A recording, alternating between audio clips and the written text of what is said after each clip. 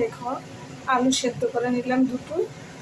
আর থালাটাতে দেখো এই যে থানকুনি পাতা একটু বড় বড় করেই কেটেছি, একটু রসুন আছে, একটু পেঁয়াজ আছে, একটু ধনে পাতা আছে। ওটাকে কি করে আমি এমনিতেই মাখা করি, কিন্তু আজকে একটু কড়াইতে করবো, তোমাদের সাথে শেয়ার করছি। কড়াই গরম হয়ে গেছে, এবার একটু তেল দিয়ে দিলাম, তাতে একটু জিরে দিলাম, দেখো গোটা রসুনটাই দিয়ে দিলাম, দেখো একটু পেঁয়াজ কুচি দিলাম, দেখো পেঁয়াজ কুচির উপর দুটো কাঁচা লঙ্কা কুচি করে দিয়ে দিয়েছি।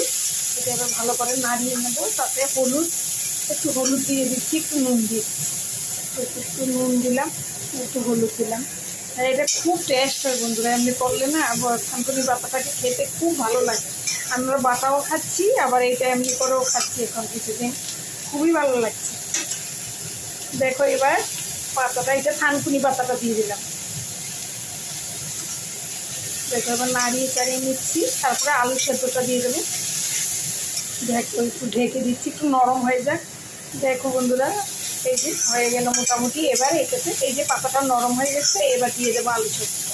দেখো আলু সেদ্ধটা এমনি আমি ভেঙে হাতে এভাবে করে দিয়ে দিচ্ছি, এই যে এভাবে আমি হাতেই ভেঙে দিয়েছি। এটা আলাদা ম্যাশ করতে হয় না, একটু এইভাবে করে। আমার তো এইভাবে ভালো লাগে, কেউ যদি করে দাও, অনেকে আলুটাকে ভালো করে ম্যাশ করে দেয় না, তো একটু দলা দলা মতো হয়ে যায়। আমার এমনিতে ভালো লাগে, দেখো দেখতে কত সুন্দর হচ্ছে, এইভাবেই ভালো লাগে। আমি হাতেই চটকি দিয়ে দিলাম এভাবে, দেখো।